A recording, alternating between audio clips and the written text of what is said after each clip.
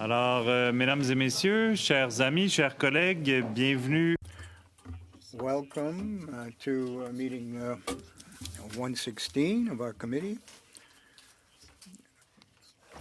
We are going to be in a hybrid format today, according to procedure. And pursuant to the order of reference, Monday, 24th of April, the committee is resuming consideration of Bill C-27, an act to enact the Consumer Privacy Protection Act, Personal Information and Data Protection NICE Tribunal, and Artificial Intelligence and Data Act. Seventh report of the Subcommittee on Agenda and Procedure of the Standing Committee on Industry and Technology, the Steering Committee, as we call it.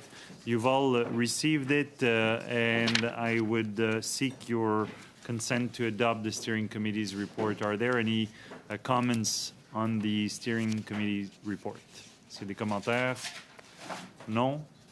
Donc, j'ai le consentement unanime pour adopter le rapport du sous. So I have a unanimous consent to report before beginning article by clause of the bill. I think Mr. Viss would like to speak. Can only grow so much before inflation sets in. Economies with strong productivity have faster growth, more jobs, higher wages, and rely less on increasing interest rates to protect against inflation. High labour productivity is also closely associated with improving living standards because it allows wages to rise without increasing inflation. Sadly, the level of productivity in Canada's business sector is low. In fact, it is more or less unchanged from where it was 7 years ago. The Organization for Economic Cooperation and Development ranks Canada 29th among 38 OECD countries for labour productivity. Canada also has the lowest number of manufacturing companies with more than 250 employees per 1 million people reported by the OECD. Canadian companies on average use less capital and technology and are less innovative than many other advanced economies. Compared to the US, Canada invests less than half in research and development, software, hardware and data, as well as spending on marketing and sales.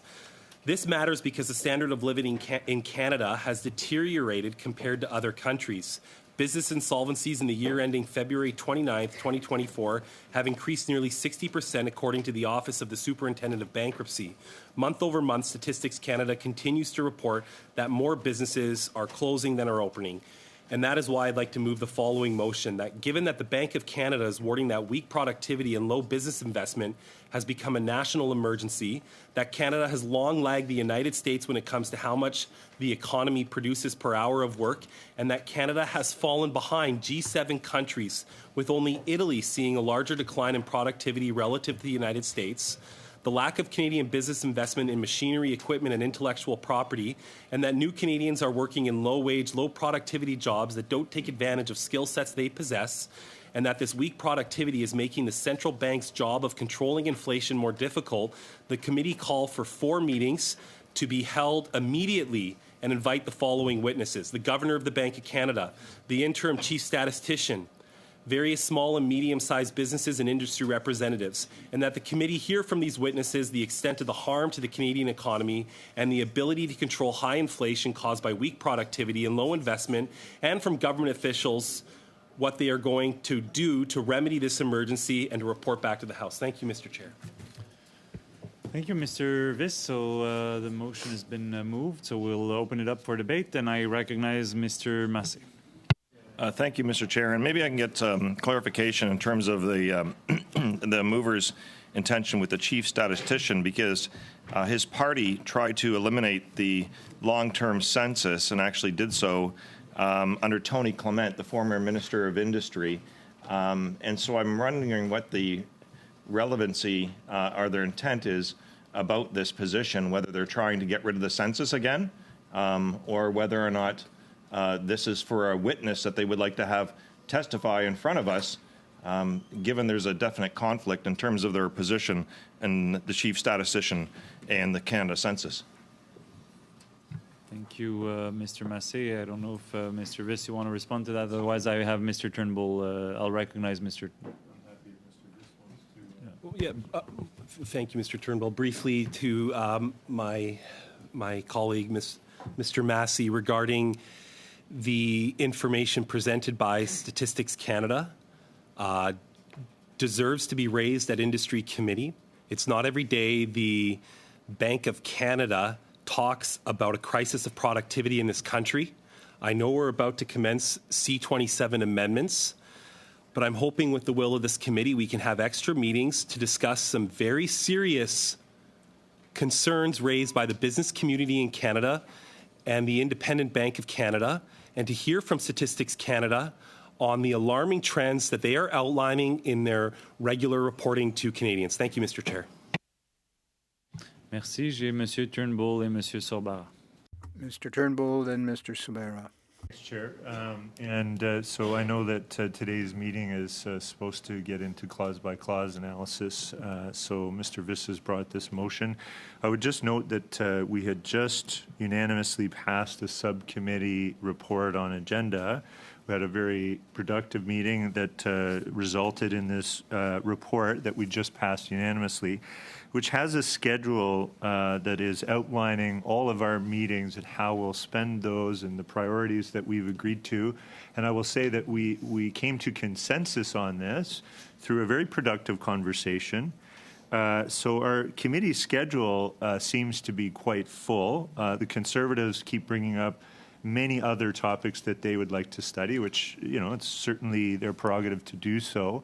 But there's only so many things that you can fit into an agenda. We've all agreed that C-27 and clause by clause is the priority to get through. So I see that, I feel like these things keep being brought up in order to delay C-27. So I want to know whether the intention of this, Mr. Viss, is to delay getting to C-27, or whether the Conservatives are legitimately interested in studying this, in which case I would say the most appropriate time would certainly be when we finish C-27 or the other items that we've come to agreement on. So I'm not sure, it might be the fall by the time we actually would get to something like this. And, if the Conservatives want to replace this with one of their other priorities that they've set out in our discussions, there's a number of them here. There's number 5 and number 6, I think, were... number 5 definitely was a Conservative. So maybe you want to substitute for one of the other things to do a meeting on this topic. So I would wonder if the Conservatives could clarify what the intention is here. Is it to delay C-27, or is it to study this, and which other priority of theirs would they like to substitute this for? Okay, just before I turn it over to you, Mr. Viss, I have Mr. Sorbara, Mr. Perkins, Mr. Massé as well, so I'll go to Mr. Sorbara first. Good morning, Chair, and happy to see everyone this morning. Happy Monday to everyone. First comment to my colleague MP Viss, and I was very happy to hear you say that the Independent Bank of Canada, that was very important. I thank you for putting that on the record. The Bank of Canada is independent.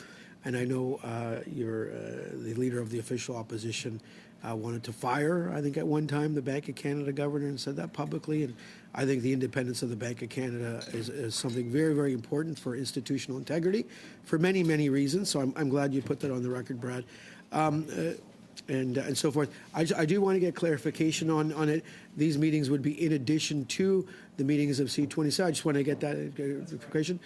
Look, we all want to have a strong economy with strong growth and creating good jobs. I think yesterday's announcement on the AI front was a part of that endeavor, and it continues to be. So I'm going to stop there and so forth. I do look forward to getting to C-27 and going clause by clause. Thank you, Mr. Sorbara. Mr. Perkins. Thank you, Mr. Chair. To MP Turnbull, these are in addition. I'm not surprised that you would like us to remove the Green Slush Fund from further study and put this back on. But just to the broader issue, the committee is in charge of its own destiny, and the statements and speech by the Governor of the Bank of Canada and the Bank of Canada officials happened after our steering committee meeting where we agreed on the agenda. We thought it would be an appropriate time, given that productivity obviously is an urgent issue, or the Governor of the Bank of Canada wouldn't have raised the issue at this time, to not delay it till next year to have a discussion or some other mythical time, but to actually do it when the Bank of Canada has actually raised this as a primary concern about the future ability of our country to afford the programs and the lifestyle and the things that we all enjoy and love so much about being here. So in the spirit of being in charge of our own destiny and being nimble in order to reflect things that go on in the economy, because I think we can walk and chew gum at the same time, that it's incumbent to have these officials here to talk about this urgent priority raised by the governor and his officials. Merci, Monsieur Perkins. Monsieur Massé, ensuite Monsieur Garon.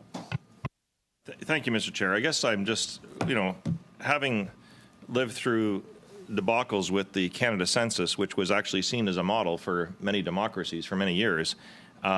We've had, everything from the outsourcing to Lockheed Martin, which we were able to stop under the Liberals. That was a Paul Martin regime decision, because that actually would have made our private information vulnerable to the United States under the Patriot Act. Nevertheless, we've had Mr. Sheikh resign, we had Mr. Smith resign. I'm just curious about the Conservatives' renewed faith of the chief interim statistician right now, given their history of wanting to eliminate the long-form census under Stephen Harper, and Tony Clement, being the former Minister of Industry here, making stuff up on the fly, quite frankly, about the census, including actually talking about putting people in jail. That's the history that we have here at this committee with regards to the Conservative Party and the census. So I would like further clarification about whether or not they have changed their position on the census and value the interim chief statistician to come to this table, or whether they're going to attack that individual when they come here and try to eliminate the census again. That's what I gain from what I'm looking at this motion here, because it seems highly unusual that the Conservatives have actually renounced their position given their history here and their former Minister of Industry being Tony Clement and what took place, and then at the same time is one of the star witnesses for this motion that's been presented for us at the last moment. So I have a lot of reservation about this. Again, having fought the previous outsourcing to Lockheed Martin, to continuing the long-form census, which was seen as a negativity to the Stephen Harper administration, to today, I'm not sure where the Conservatives stand with regards to the chief statistician. And I would not want the chief statistician to come here and to be attacked or actually to be manipulated at any point in time versus what we have in the motion here. So again, to the Conservatives, is this a witness that they have as a value-added aspect to their motion in terms of wanting that have the information come forward, or is it actually a front to actually trying to eliminate the census again? Thank you, Mr. Massé. Monsieur Garon, la parole est à vous. Merci, Monsieur le Président. Thank you, Chair. Well, I'm going to need a little help here. I think that this will, in fact, slow down the process of our work here. Open question. What's the purpose of having a subcommittee develop an agenda and a plan and to agree? We've actually reported, they accepted to the report, and we've 5 minutes later trying to bust up the flow of work here. 5 minutes. What kind of organization behaves like that?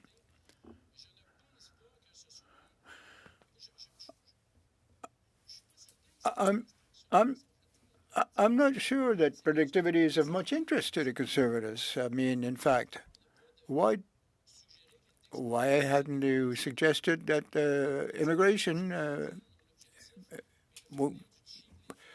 We have a policy here. We have that policy of inviting cheap labor to come in here and do jobs. And from an electoral point of view, it's an advantage to both Conservatives and Liberals. But at the time, when it was a time to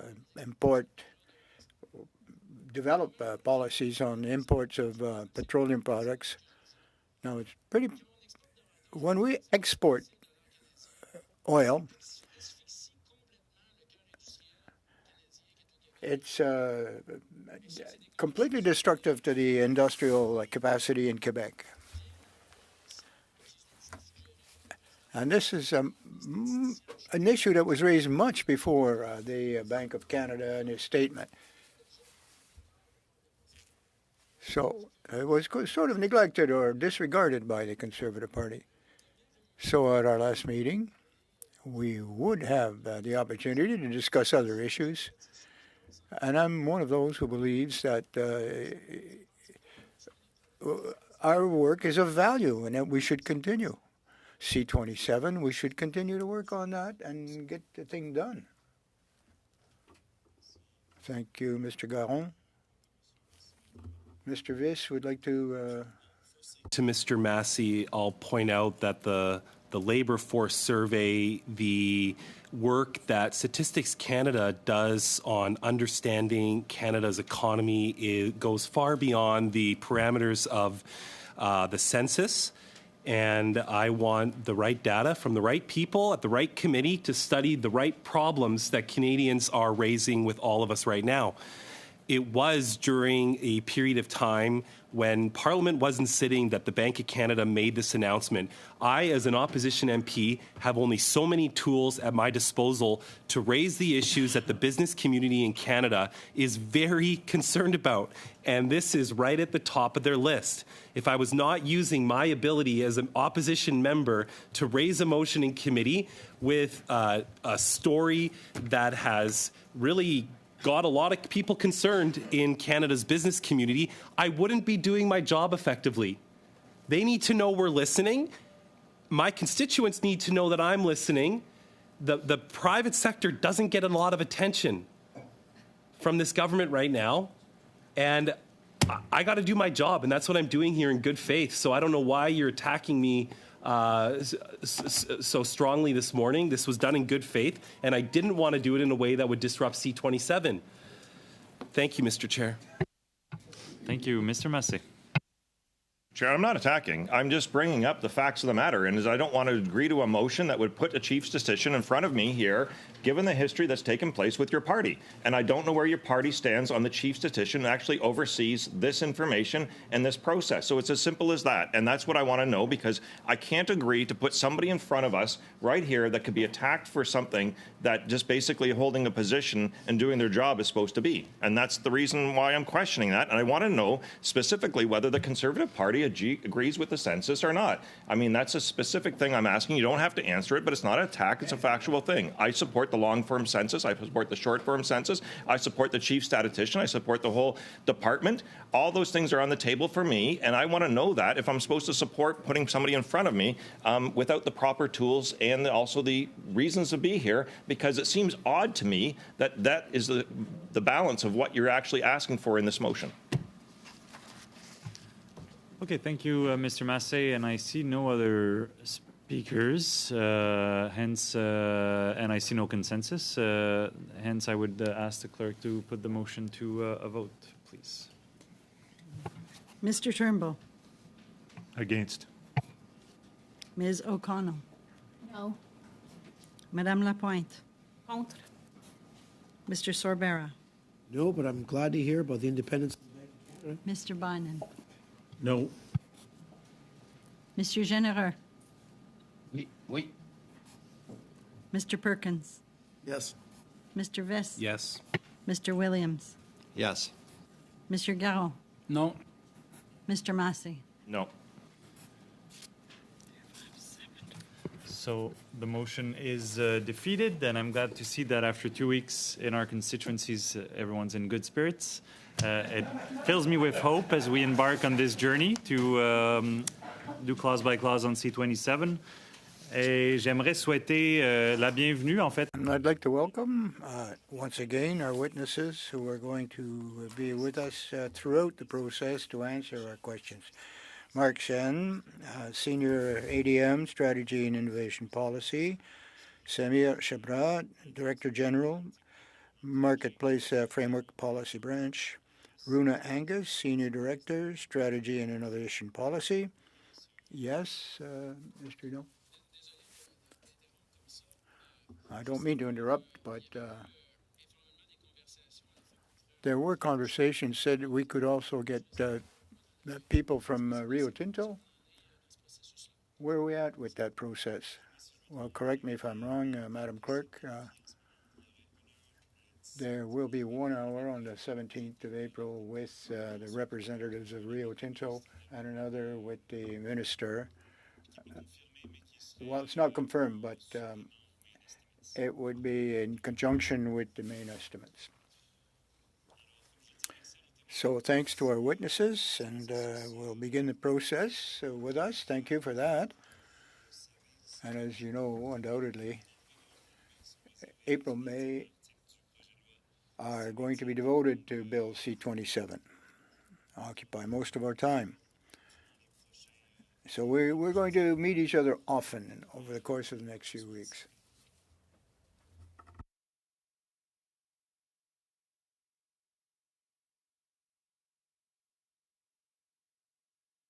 So, in keeping with 75.1 of the Standing Orders, Article 1, the title is set aside, and we will be looking, and we will begin with Article 2, Clause 2. My the first amendment is a government addenda, G1. If Mr. Turnbull. One is a very technical change to the bill. It's not making a policy change or shift to the bill. It's a similar adjustment has been made in ADA's schedule. So it's a very, I would say, insignificant change. That's my understanding. So hopefully we can deal with this one fairly quickly and move on to CPC 1. Perhaps Mr. Chon can just clarify exactly. I think I've said it right, but if you could clarify that. Le Président, comme le membre honorable. Well, as the honourable member said, it is a very technical amendment proposed by the Department of Justice so that we can get a proper interpretation of the bill itself. That's my comment on G1.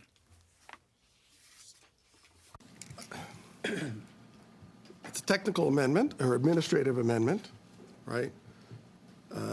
Which I didn't hear you say what it actually does. Mr. Shin.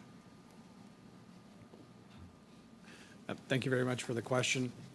The Act currently reads in the section, the schedule to this Act. The Department of Justice has recommended for more clarity and better reading to emphasize the Schedule 1 to this Act. The addition here is the addition of the numeral 1, just for precision.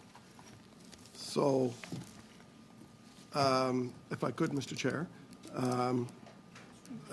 so why does it have to be numbered, that schedule? Thanks for the question. My understanding from the DOJ is that this is simply for precision and clarity to ensure that there's no unnecessary ambiguity with the reading of the Act. So does it have to do with the fact that you have introduced in a further amendment later in the bill another schedule? No, it doesn't have anything to do with any other amendments. It doesn't have anything to do with Schedule 2 in ADA? No. Well, so if it doesn't have anything to do with Schedule 2 in ADA, I don't understand why you need to make it Schedule 1 since it's the only schedule in the bill. Thanks again for the question. I appreciate where you're coming from. In effect, once and if the bill passes, as C-27 passes, ADA would become its own standalone piece of legislation, as well as CPPA would become its own standalone piece of legislation. So the two schedules would not interact with one another. So this is purely a recommendation made by the Department of Justice for the appropriate reading of CPPA once it's promulgated. Okay, I'll think about that and come back. I don't know if you've got. Merci. J'ai Madame Thomas. Ms. Thomas, and then member. I'll actually pass on my turn right now. Sorry. Thank you. It's fine, Mr. Massey. That again. That's not what we expected here this morning. So, Essentially, even though the current Digital Charter Implementation Act is one current legal project. There are 3 standalone pieces of legislation contained within it: the CPPA, the Tribunal, and AIDA. Upon promulgation, each of them become their own statutes. So CPPA has a schedule, AIDA has a schedule, and so the 2 schedules have nothing to do with each other, though. But for precision, the Department of Justice would like us to suggest that Schedule 1 is what we are referring to at the outset of the notwithstanding the fact that there is not more than one schedule currently within the bill. It's simply for the purposes of appropriate reading to suggest that this is what we are referring to when we talk about the bill. But it has no relationship to to the other schedule that will appear in AIDA. Yeah, I'm just trying to think this through because, like, I have been wanting these bills separated from the day I met the minister 2.5 years ago about the bill.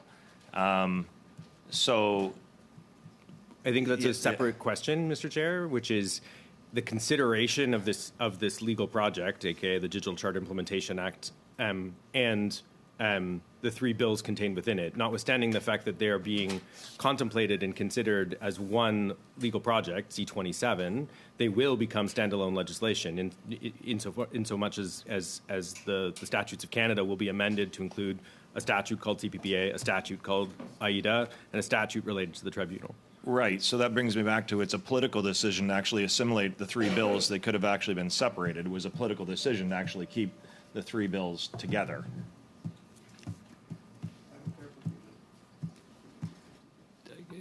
I don't know if that's a question or a comment. It's a comment. Sorry, that's just. It seems more like a comment. Thank you, Mr. Mr. Massey. Mr. Perkins, and then Madame Thomas. So, I'm struggling with this. The schedule. You have an amendment for Schedule 2 in this bill that's later on. So, what's Schedule 1?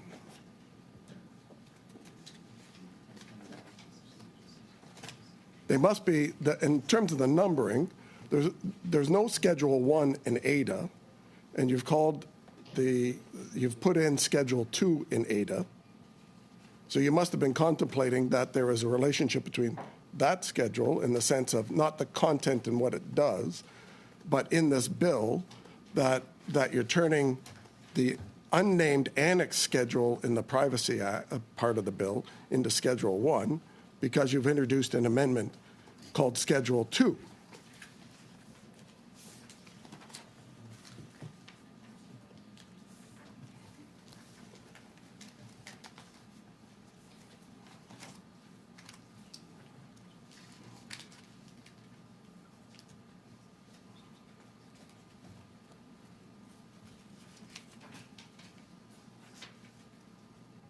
So Justice has advised us that this is drafting convention, and that is why they wanted the schedule to be named Schedule 1.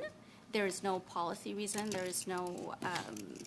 This is not related to any of the other government amendments.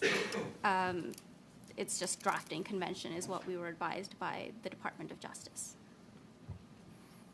But can you call something Schedule 2 if there's no Schedule 1?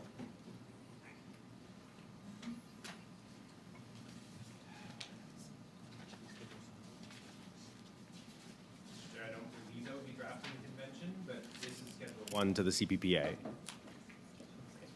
That's what's in question at the moment. Well, no, there is no Schedule 1 in CPPA. You're renaming an annex schedule as Schedule 1, and there's a reason for doing that other than just getting it wrong, which, seeing as the government has introduced 55 amendments, it clearly got a lot wrong on this bill. But the 55 amendments, the first one you've put is changing this to Schedule 1 because you introduced an amendment that's called Schedule 2 with there being no Schedule 1. I think it's a pretty simple question. Doesn't 1 follow 2? Isn't that why you're numbering it? The 2 follow 1, I should say. Sorry, you're right, Tony. Who's on first?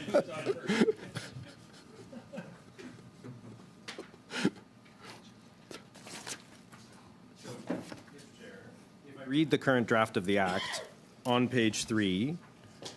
as it relates to enactment, Clause 2 reads, "The Consumer Privacy Protection Act, whose text is as follows, and whose schedule is set out in the schedule to this act, is enacted. An act to support and promote electronic commerce by protecting personal information that is collected, used, or disclosed in the course of commercial activities." CPPA clearly does refer to a schedule as per the text of the bill, and so it is in fact related to CPPA and is in fact, for the precision of drafting convention, advised by the Department of Justice to schedule it as Schedule 1. But presumably the Department of Justice drafted this bill, and that it was the only schedule in the original Bill C-27. As such, it didn't need a number. They would have numbered it. So now you're amending it for more precision to say Schedule 1 for a reason, and it's not that there isn't another schedule. It's because you have to number, you already numbered the other schedule. Like, it's a simple question, like, in the sense that you've got one schedule in the bill that you're renumbering, and you've got another schedule that's new, an amendment that you're proposing. And you can't have two schedules that don't have numbers. So you've said in the opening of the bill, we're calling the one existing schedule Schedule 1 because you've got a future amendment. Is that not the case? No. As indicated, Mr. Chair, the schedules are strictly speaking to the Consumer Privacy Protection Act, the CPPA. And the schedule is what's outlined in the CPPA. And so, notwithstanding that there are potential schedules that might exist on the Artificial Intelligence and Data Act, this schedule, as per drafting convention, is advised by the Department of Justice would be more legible if it was understood as Schedule 1. Well, can I ask why they missed that in the first place? Mr. Chair, obviously, our drafters at the Department of Justice work very hard to try and ensure that the bill is in the best state possible at the time of introduction. But obviously, as has been seen through multiple corrections over multiple courses of legislative amendment acts, why we have a statute update act, in fact, for this very purpose, to ensure that we get it right. And so that's essentially what's being requested by the Department of Justice. So if this section is left the way it is, let's say your amendment here is defeated, for the sake of argument.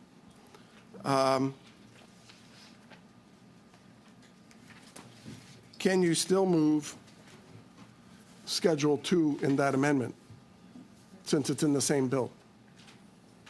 And that this bill would start off with just a schedule and Schedule 2.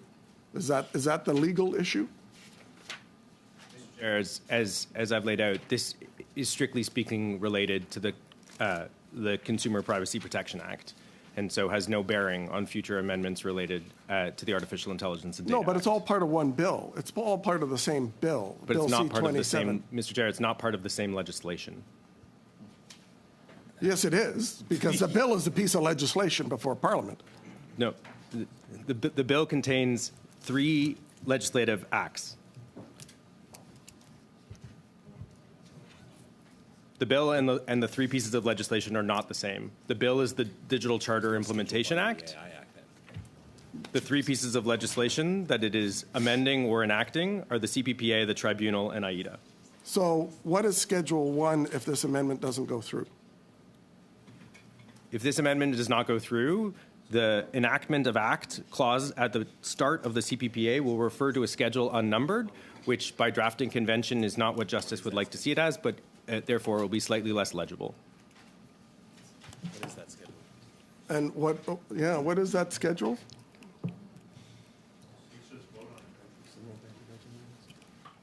Schedule 1 just adds, it's a holdover from PIPEDA. It adds the World Anti-Doping Agency as being subject to CPPA as it is subject to PIPEDA currently. Can they refer to us where that is in the bill right now? Okay. Very good, Mr. Perkins. I have MP Thomas and MP Massey. Thank you. Okay, so sorry, just for further clarification then, Mr. Shan, if Schedule 1 were not to pass today, or this First Amendment, if Schedule 1 were not to pass, what would be the impact on this legislation? So Mr. Chair, the amendment is simply how the schedule is referenced in the Act, not the schedule itself. And so what the amendment is proposing is to reference the schedule as Schedule 1 rather than schedule. And so, as noted, it would be a slightly less legible bill in the eyes of the Department of Justice from a drafting perspective. Okay, so thank you. And you've used this term legible a few times. Legible, less legible, more legible. What do you mean by that? Mr. Chair, essentially what the Department of Justice attempts to do is provide ease of interpretability. And so what I'm saying legible, I mean that it's easily interpretable and understood by those who are seeking to understand and utilize the legislation. Okay, so essentially, in the same way that I would read through notes and I would have headings, subheadings, and bullet points, that is essentially what we're looking at in terms of the increased legibility with this bill. I'm not a legislative drafter, Mr. Chair, but I understand that this is understood to be convention so that as to ease the reader. Okay. And so then you have so you're saying that even if you don't have a Schedule 1, though, you could still potentially have a Schedule 2, and that would still somehow increase the legibility of the bill. So, Mr. Chair, I believe we will come to the schedules of the Artificial Intelligence and Data Act when we get to AIDA. This is the schedule of the CPPA.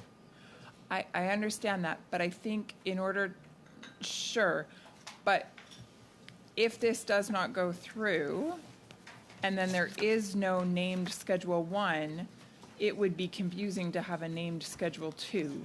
So the two of them kind of need to be discussed in conjunction with one another. So, Mr. Chair, the schedule we are referring to here is the schedule of the CPPA. AIDA does have schedules that we will contemplate, including potential amendments to those schedules. But the legibility of AIDA should be understood within the context of AIDA. Then why would it be called Schedule 2 there instead of just AIDA Schedule 1? Because to your point, you have said that there are 3 separate pieces of legislation here being discussed in an omnibus manner.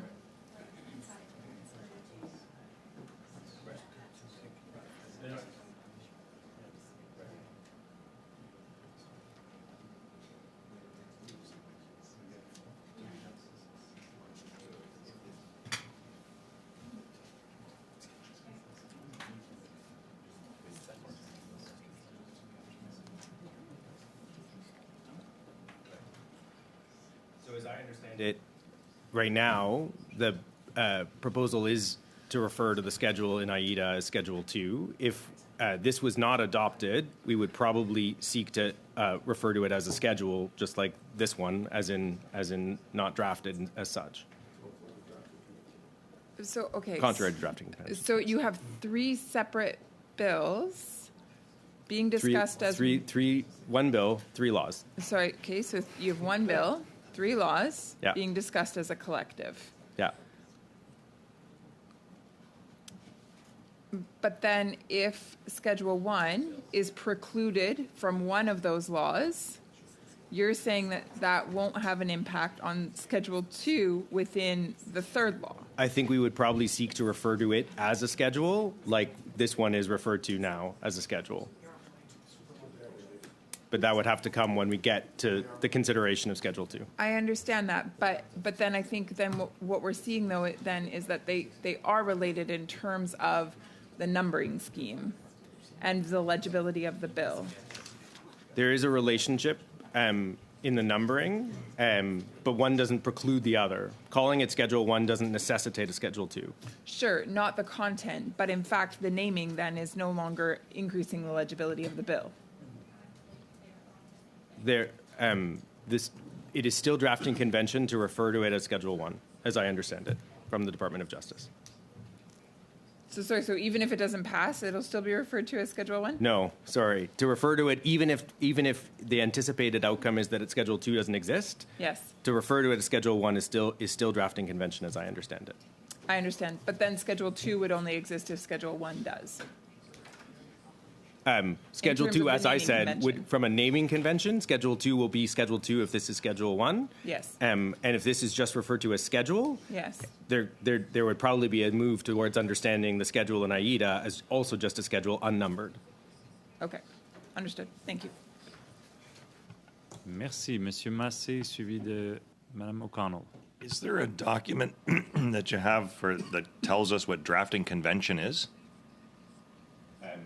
Mr. Chair, I am not in possession of that document as I'm not a drafter. And so I believe there are likely drafting conventions that are utilized by the Department of Justice, but they also, as I know, evolve over time. And there's drafting, which is why they're conventions. And so I'm not at liberty to share a document.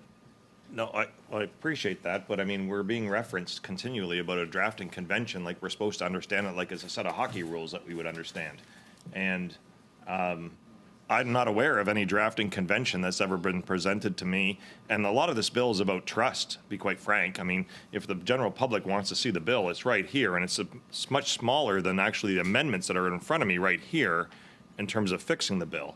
And we're supposed to follow drafting convention that could have subsequent consequences on all these amendments, but we don't even know what drafting convention is. Okay. No question. Ms. O'Connell. Thank you, Chair. I have to wonder that display from the Conservatives just now, if this is a filibuster for this legislation.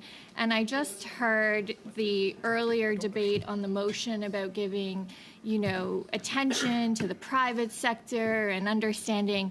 And to sit here and listen for more than 15 minutes on a debate on legislation regarding, I have the floor, to listen to a debate on whether to title something Schedule 1, not the details of the schedule, but simply titling it Schedule 1 versus just schedule, on a bill of significance dealing with the importance of AI, to dealing with privacy for Canadians. The Conservative display of filibustering for this amount of time to debate whether or not to label something Schedule 1 versus Schedule, shows Canadians just how unserious they are in dealing with Canadians' privacy in a day and age of AI. So I would strongly hope that if there's debate around the legislation and amendments, I would strongly hope that it's genuine, legitimate debate that will make legislation better and not some sad display around Schedule 1 versus schedule, so that Canadians can actually have confidence that the parliamentarians sent here are actually doing the work to benefit them, because that was frankly embarrassing. Thank you, Ms. O'Connell. And just for MPs who are around the table, in this committee we try to show some respect to other members. So when one member has the floor, I expect others to wait their turn to speak. I do it all the time myself. Okay, so Mr. Perkins. Okay. Well, perhaps I'll help the last member who spoke understand, who hasn't participated in the 21 meetings we've had so far on this bill, why this is about. And because the mansplain. And because she's an expert on C21 on C27. So let me start by saying I think, Mr. Shen, so they are linked. They're linked in the idea that one requires the other, and that 1 is 1 and 2 is 2. And the reason why this is important, so that you understand that, is because of what Schedule 2 says. So perhaps I can enlighten the Liberal members who aren't aware of what Schedule 2 says. And Schedule 2 what Schedule 2 does is it allows the government to moderate content Canadians can see online. And that's why these two are linked. And let me quote directly from Schedule 2. The use of an artificial intelligence system in matters relating to A, the moderation of content that is found on an online communication platform, including a search engine or social media service, or B, the prioritization of the presentation of such content. So to be clear, the government has given themselves the ability through that provision, which is linked to Schedule 1 in the numbering, through this provision to regulate design, function, presentation, and use of AI systems on social media platforms as it relates to what content the government wants prioritized and moderated on social media platforms. Well, The minister's submission to the committee outlined that the purpose of the provision seeks to tackle the bias in AI. All AI, by the way, has a bias. The powers provided to ISED in the regulation will allow them to go much beyond simply addressing the issue in AI systems. ISED has already confirmed this. In speaking to the business leaders' breakfast hosted by McCarthy Tetro advisors at the TD Bank Tower in Toronto on November 7th, 2023, Simon Kennedy, the Deputy Minister of ISED, told industry groups that the purpose of this provision in the Minister's amendments to Bill C-27 seeks to tackle online misinformation. This could be accomplished through the Minister's amendment to ADA, which are still very vague, provided ISED with an incredible amount of power, including the legal authority to moderate online content to Canadians, as has been argued in this committee by Barry Suchman. Importantly, the provisions of ADA with regard to content moderation as they related to high-impact AI systems have very few safeguards and are incredibly vague. As Barry Suchman highlighted in his written submission to the committee, the provisions outlined in Bill C-27 will extend to the AI systems that filter, rank, or recommend the content platforms such as social media, search engines, or any digital service curates or moderates. Mr. Perkins, if I can just interrupt for 1 second. Here I have 20 pages of amendments. You're talking about the substance of Schedule 2. We will be voting on Schedule 2 at the 20th page of this package. So if we can just stick to the G1 that we're debating, try to focus on the amendment that's before us. And when we get there, you'll have plenty of opportunity to talk about the amendment, but we will get there at some point.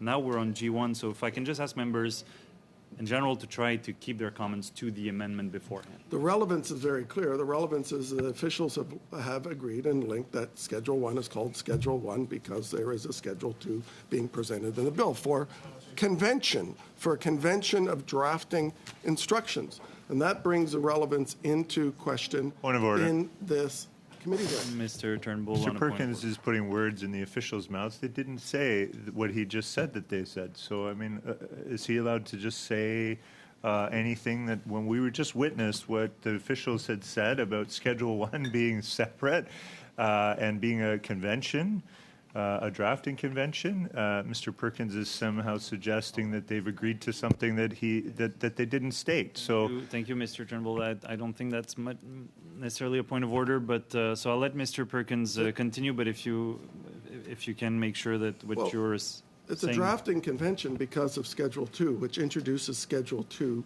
as relevance to this particular amendment. I'll let the officials answer, Mr. Perkins, if you may, but the substance of Schedule 2 will be voted on when we get there, and we're very far from there at this point. So, Mr. Shan, I don't know if you want to respond to Mr. Perkins. Note again that Schedule 1 and Schedule 2 are numbered as such, but Schedule 1 lives and breathes on its own and would still be drafting in convention to be referred to as Schedule 1, as I understand it, notwithstanding that we will have a discussion about Schedule 2, as you know, when we get to it. But Schedule 2 is introduced here because you're renumbering Schedule 1. That was already part of the presentation. Otherwise, you wouldn't have called it Schedule 2. You would have called it Schedule 1. We're calling it Schedule 1 at the recommendation of the Department of Justice. There is a Schedule 2 that will appear in AIDA, and as I said, as I know, we will discuss. Well, as I understand it, we'll discuss Schedule 2 when we get to Schedule 2. But that's the relevance, Mr. Chair, which is the fact that Schedule 1 was being introduced as an amendment by the government because they're introducing another amendment calling it Schedule 2, and therefore they have to number them for the clarity in this bill. And when you bring Schedule 1 into that brings Schedule 2 as the drafting convention rationale into the discussion, allows us to discuss Schedule 2 here as part of the where we're at in these clause-by-clause hearings. Mr. Perkins, continue. Try to just keep it relevant to G1. which has been explained at length. Well, but the relevance to G1 is because G2 provides this extraordinary power in the scheduling, and without that, I can filibuster if you want. The member on the opposite side likes to heckle in committee, Mr. which Perkins, isn't the way this operates. and I agree with Mr. Perkins on this. I would appreciate no heckling at this committee. This is not how we do things. Monsieur Garon, sur un appel au règlement. Ouais, je voulais juste vous exprimer un regret que j'ai parce que Well, I have a slight regret here on how we're working here. That we just dealt with a motion on productivity, and we're not being productive. Well, it's unfortunate, but Mr. Perkins, you have the floor.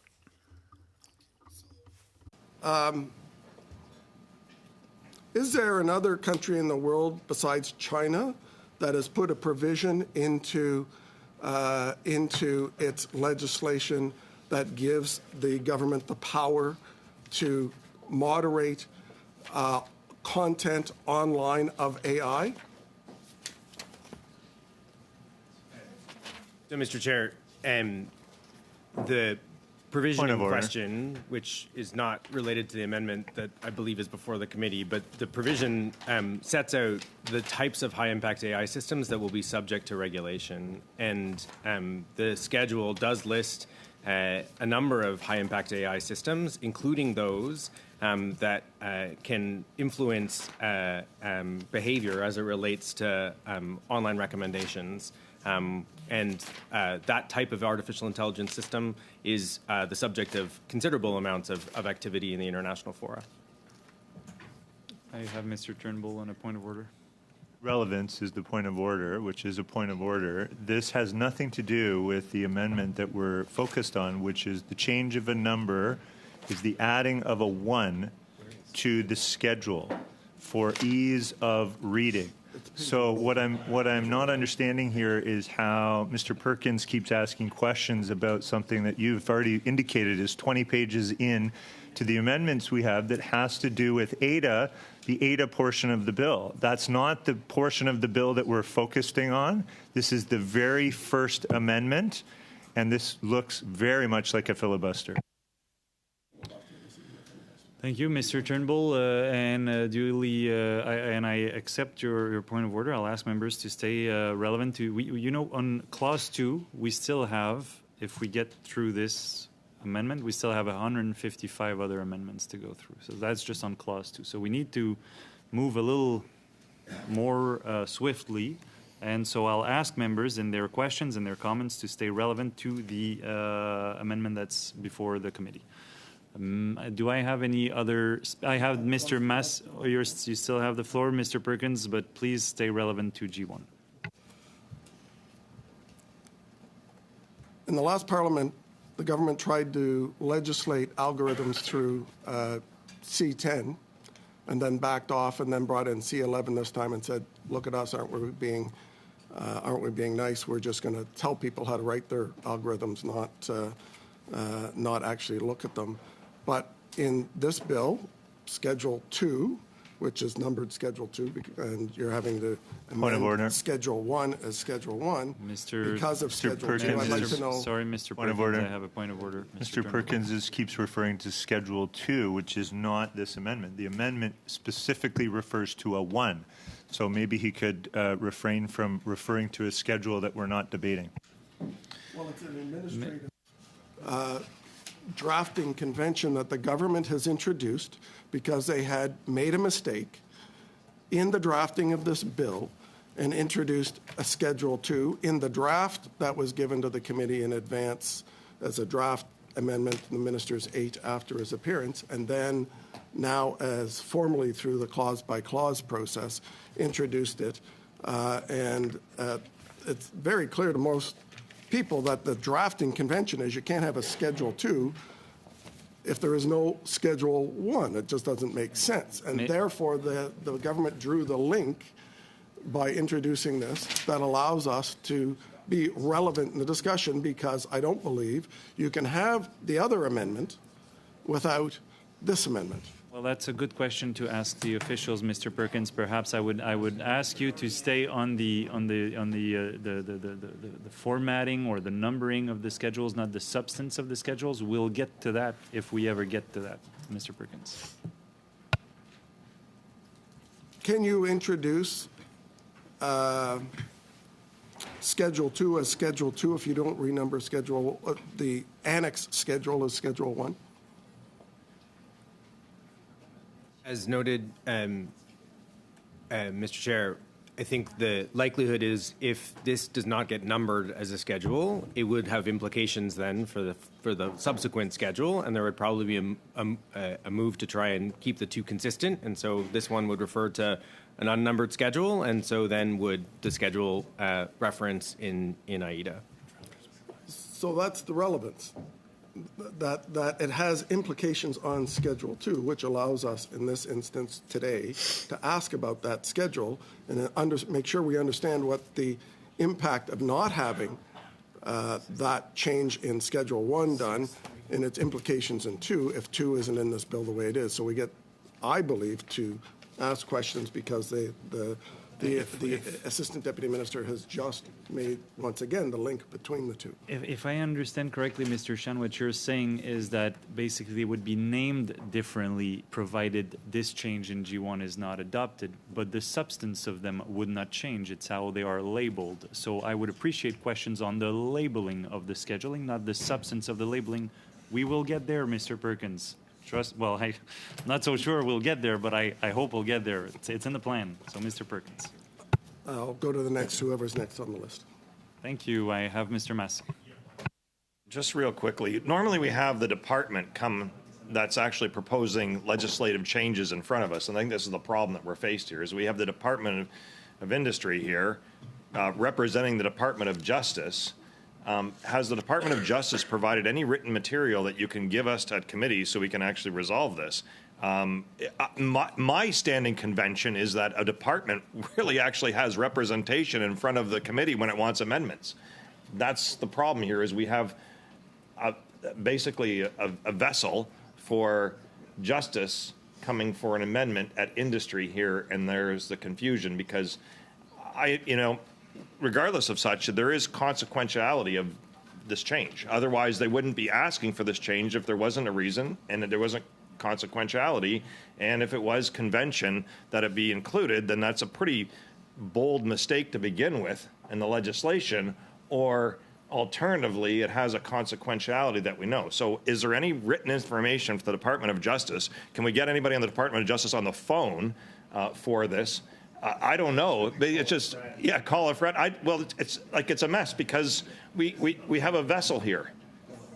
Well, we're here for a reason. No, I mean, the parliamentary secretary can shake his head and they can heckle and they can do all the stuff they've been doing beginning this meeting, but it doesn't take away from the fact that there's a lack of trust here and we don't have, again, information. So specifically, is there any written information from the Department of Justice or a representative of the Department of Justice about the amendment they want for this industry legislation? Specifically for G1, you're asking, Mr. For Massey. G1, yes. Mr. Shan? I have no written information from the Department of Justice. I have, as we will throughout the entirety of this process, be relaying information that is both of a content nature as well as of a drafting nature. I will be relaying that as it has been relayed, and in this particular case, it is about the drafting convention of the naming of schedules, and it is simply such that it is understood that schedules are best understood with precision, and therefore we are asking for it to be renumbered. So the bottom line is I couldn't be bothered to show up. That's the bottom line. That's the bottom line. And I guess the other question I have is, what other department amendments do we have other than industry that are going to come forward in the number of amendments that we have coming forward? And maybe we should have them here with us, available. I mean, if we want to get this done properly. Thank you, Mr. Massey and Mr. Viss. Thank you, Mr. Chair. Regarding Schedule 1, it refers to subsection 6.3. What page can you point me to in the legislation for subsection 6.3?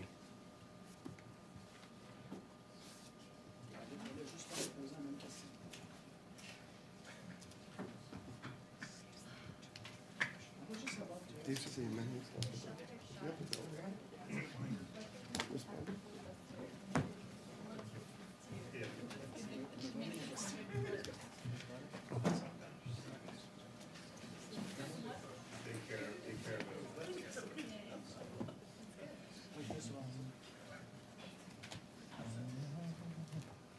Mr. Chair, on page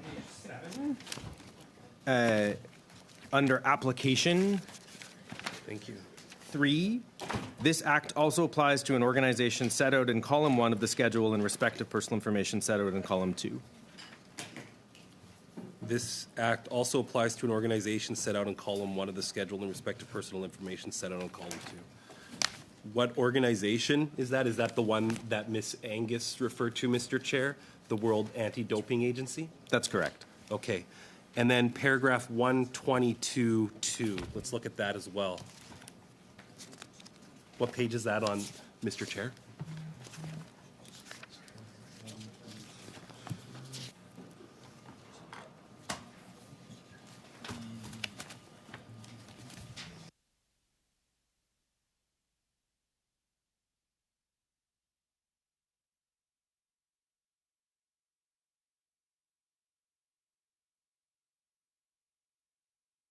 That would be on page 61 of the bill, under orders.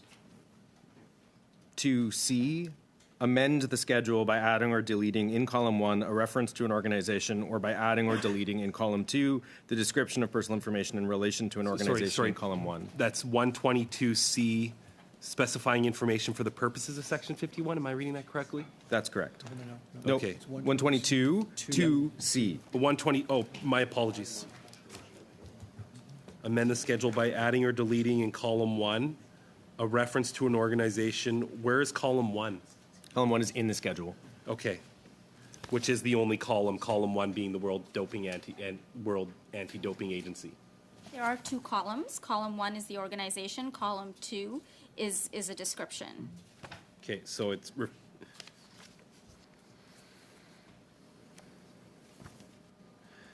amend the schedule by adding or deleting in column 1 a reference to an organization, or by adding or deleting in column 2 the description of personal information in relationship to organization 1. So what is the impact of 122C then on the schedule outlined? The purpose of section 122 is under the regulations, the general provisions of the Act. It sets out the requirements by which the Governor and Council may make regulations for carrying out the purposes of the Act. Sorry, I have bad hearing. Apologies, I can say that again. Section 122 specifies is how the Governor and Council may make regulations for carrying out the purposes of the Act. And so the recitals following that cover off what the conditions are that must be met and how we go about doing that.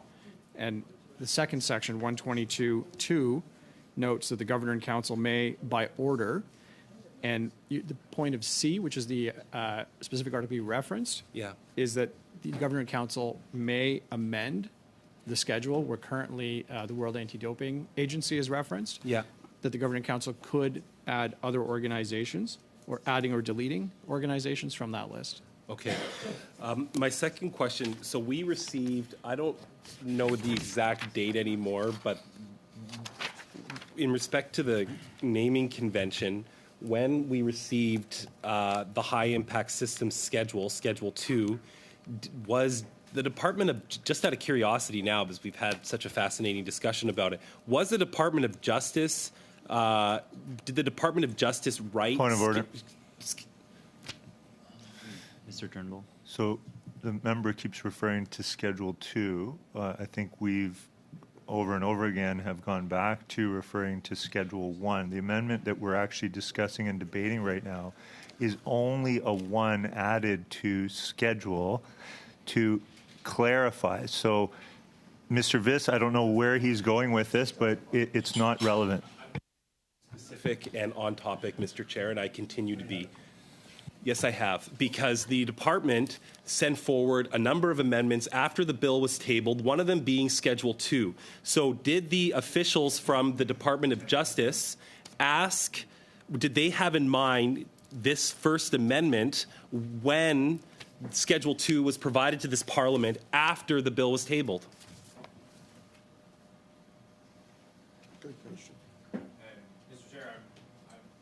Not aware of exactly the line of thinking that went into the particular determinations, but there is a determination from the Department of Justice that the bill would be improved by naming Schedule 1, and then Schedule 2 would follow as a function of AIDA.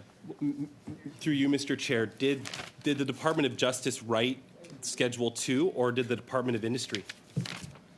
Mr. Chair, the production of government amendments goes through a drafting process by which the Department of Justice and the Department of Industry collaborate to create the amendments that are before the committee today. Mr. Chair, it is of a significance, and despite the badgering from the Liberal members, the high impact system, Schedule 2, is legislation that everyone understands is going to have a big impact on Canadian society. So I'm just trying to understand what the rationale or thinking of the officials was when they gave us an amendment to a bill that was tabled before clause by clause, outlining a new schedule without giving us any context as to other changes that would be forthcoming.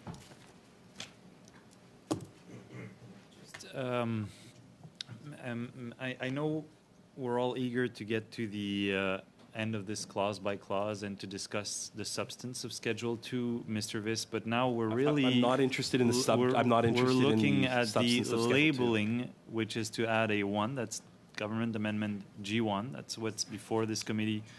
So if there are there any other comments on G1? We can disagree or agree with the labeling. The substance we will debate, and the amendments you're referring to, we will debate. Yeah. But now we're on G1, or the very first of a big stack of amendments. And it's a very simple one. I'm looking around the room. I see Mr. Williams. I'm done. Thank you.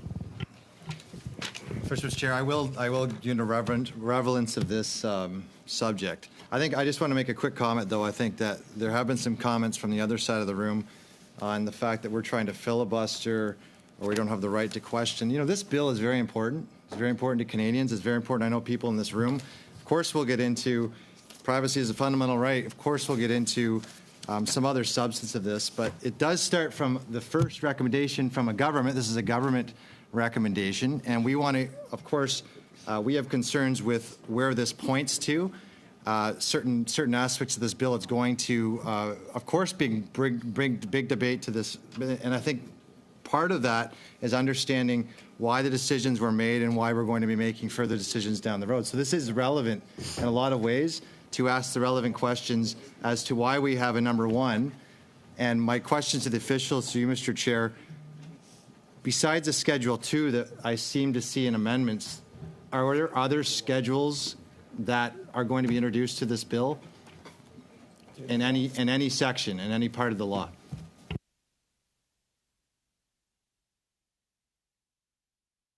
To my knowledge, there's a schedule proposed for CPPA and there's a schedule proposed for AIDA. So you did answer, you said no, but you answered yes. So there's more than one schedule? So we're labeling this number 1, but there's one for AIDA? Is that what you're saying? I believe we've already understood, Mr. Chair, that there is a proposed amendment that would introduce the schedule to AIDA. So those are the 2 schedules that are currently before the committee. Thanks. Sorry, I think you misunderstood me. I just asked if there was more than the one here before us. So of this amendment, there is a change to number 1 in this schedule, but to your knowledge, there is another amendment coming to add a section 2. Is that correct? No. Mr. Chair, there is one schedule to the CPPA, and this amendment seeks to label it as such, as Schedule 1. There is a schedule that is proposed in later amendments to the Artificial Intelligence and Data Act, and that is the amendment proposes to call that Schedule 2. Okay, so to clarify, yes, there is a schedule for this one. There's going to be a schedule for AIDA. That's proposed as the amendments. I think that others have been referring to. So are there any other, I'll ask this one direct, are there any other schedules proposed or talked about to any of the rest of this document? Mr. Chair, not to my knowledge, there's no amendments that further introduce schedules. Okay. And when we look at Schedule 1, you've already answered to my colleague that we have the World Anti-Doping Agency. This pertains to that. Of course, we can debate the substance of that later. But in terms of being able to add anything else, would there be any other number conflict? The Department of Justice, have they had any other concerns about labeling or numbering for any other part of this document? Was this the only change that they said needed to be labeled for protocol or decorum? Mr. Chair, there are other technical amendments that are introduced as we go through that relate to specific drafting wording. I don't believe they relate to numbering, but not to my knowledge. But there are other technical amendments that are proposed. Okay, just I guess a general question. At the end of this study, we normally come back and look at the title. We'll look at, I think, the preamble. If there could be other schedules added to the course of debate of this, why are we doing this at the beginning, not at the end?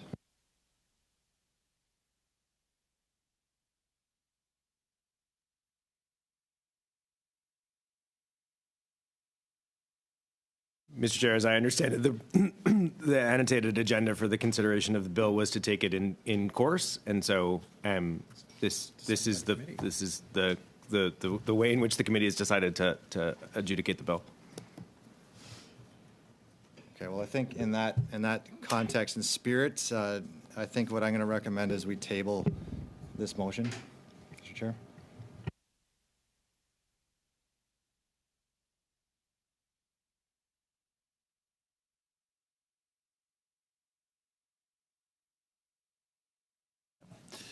Mr. Williams, I'm afraid that's not going to be possible unless we completely adjourn the meeting, because if we were to do that, we would, and correct me if I'm wrong, Jean-François, but we would have to set aside Clause 2 entirely. And that's 156 amendments, and G1 is the first of these 156 amendments. So the other way is we can vote on G1. I would humbly suggest. Yeah, well, anyhow, I think we're seeing the problem here, and I think let's point this out. The government brought this C-27 through in June 2022. We waited a year; it was tabled before it was introduced. We had a bunch of amendments brought to this bill. Now we're debating the First Amendment, where we're not sure if we have a Section 2 or 3. Even if that's going to be there, and we're starting with that. I find that very problematic. It follows how this bill has been rolled out and introduced and debated as a whole. So I think we have major issues sometimes with how we're bringing this through. I hope this is a learning experience for most people, but at this time, this was a bad way to bring a motion forward towards this committee. Thank you, Mr. Chair. Okay. Merci, Monsieur Williams. Est-ce qu'il y a d'autres? Thank you, Mr. Williams. Any other comments? On the government amendment G1, shall G1 carry? Now I see there is no agreement, so we'll go to a vote, Madam Chair, on G1. Mr. Turnbull? Yes. Ms. O'Connell? Yes. Madame Lapointe? Oui. Mr. Sorbera?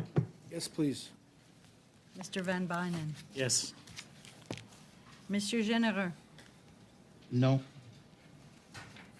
Mr. Perkins? No. Mr. Viss? No. Mr. Williams? No. Monsieur Garon? Oui. Mr. Massey? No.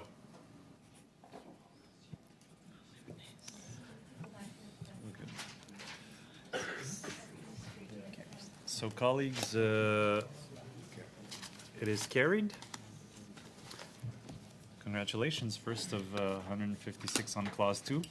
Moving on. And the next one I have on my list is CPC 1. So, who do I recognize? Mr. Viss. Well, thank you to all my committee members, and today I am very pleased to speak about CPC 1. Over the course of all of our meetings, I really emphasized a lot the need for a fundamental right to privacy, like many of you did as well, and the special rights that we have the opportunity to put in place to protect not only our freedoms, to ensure fairness, and to push for a just society, but do so specifically for Canadian minors. Let me break it down for you. CPC 1 essentially embeds the preamble into Part 1 of the Act and adds a crucial clause. It will now read, whereas the protection of the fundamental right to privacy of individuals with respect to their personal information is essential to individual autonomy and dignity and to the full enjoyment of fundamental rights and freedoms in Canada, whereas the processing of personal data should respect minors' privacy and their best interests. So why do these changes matter? The Office of the Privacy Commissioner has noted that as C-27 is currently drafted, the preamble of Bill C-27 only appears in the introductory text of the bill and not at the beginning of the CPPA or ADA. According to the Privacy Commissioner, once enacted, neither act will contain any mention of the preamble, which includes the bill's only mention of the fundamental right to privacy. While, yes, I understand that the preamble of an act is not legally binding, it does provide guidance to the courts with regard to the intention of our work in drafting this bill. When privacy interests and those of businesses are in conflict, the inclusion of the preamble will allow the courts to identify the intent of our work here at committee. In addition to embedding the preamble into the Act, this amendment also makes changes to the preamble's existing text. One, it strengthens the recognition of a person's fundamental right to privacy in the existing text to make a specific reference to the right to privacy. And two, it recognizes that the processing of personal information of minors should respect their best interest. These amendments were recommended by the Office of the Privacy Commissioner as a means to strengthen privacy protection for all Canadians. More specifically, the Office of the Privacy Commissioner, in the submission made on April 26, 2023, has made it clear that the preamble of the bill they stated that privacy is both a fundamental right in itself and is instrumental to the exercise of other rights. Also in this submission, the OPC makes recommendations and proposes amendments in the following 5 areas to advance this broader theme: privacy is a fundamental right, children's privacy and the rights of the child, appropriate purposes, and administrative monetary penalties and disposal. They recommended that the preamble should recognize that the processing of personal data should respect children's privacy in the best interests of the child.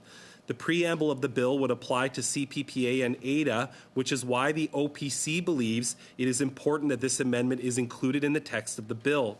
Their submission also stated, as the preamble would apply to all the acts compromised in Bill C-27, including the CPPA and ADA, adding the proposed language to the section that frames the legislation's intent would help ensure that the best interests of children and minors are prioritized and consistently considered across all the related acts.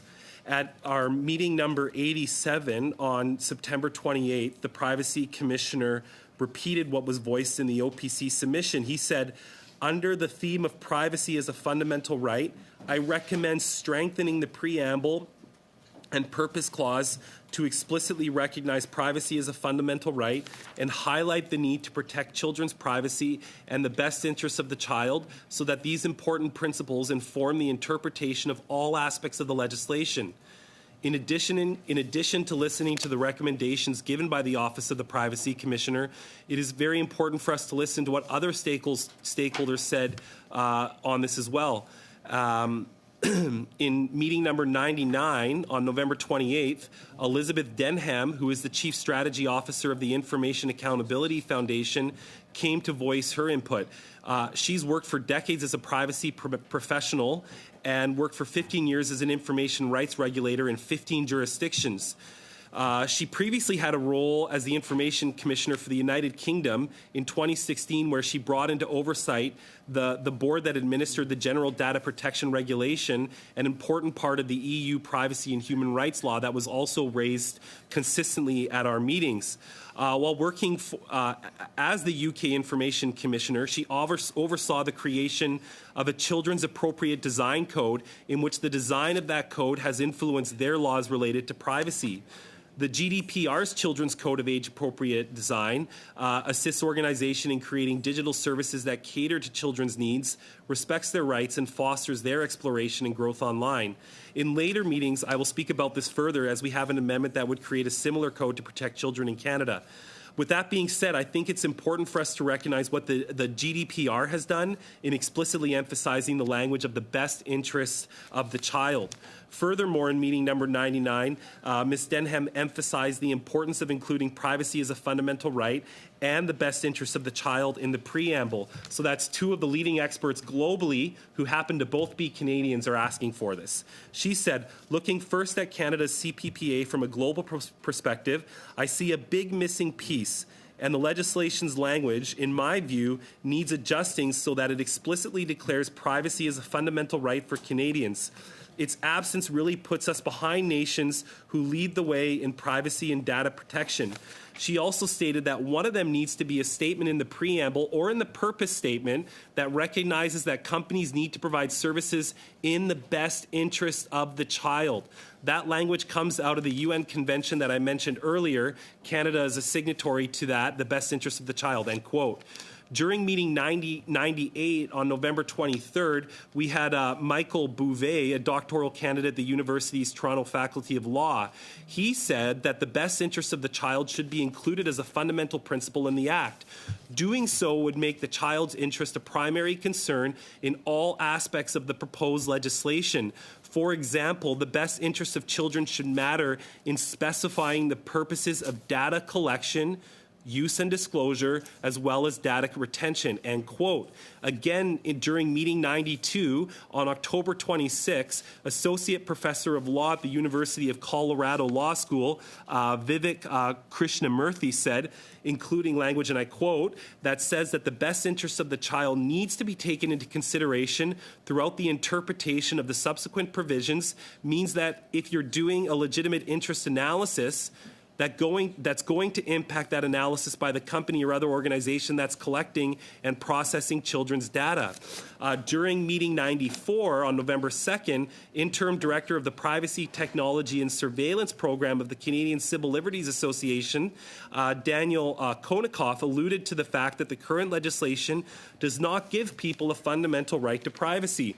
He said, first, Bill C-27 does not give fundamental rights. They're due and frequently puts them in second place behind commercial interests. It has been said before, but CCLA believes that it's worth emphasizing that Bill C-27 must be amended to recognize privacy as a human right, both in the CPPA and ADA, since privacy is something that should be respected at all points throughout the data's life cycle, end quote. The stakeholders and witnesses have been diligent in making their case on why we must include this critical amendment. As legislators that serve a democracy, it is crucial for us to draft legislation that listens to the voices of professionals in this field, and they have been very clear on this point. I now want to further emphasize the importance of why this bill needs to specify a fundamental right to privacy and a child's best interest in the preamble. Firstly, privacy has long been considered a fundamental right in Canada.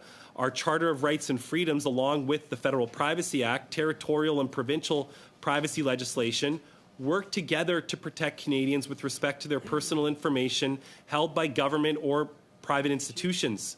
Recent trends and events have raised new concerns about whether personal information is adequately protected by governments and companies when this information travels outside of Canada's borders.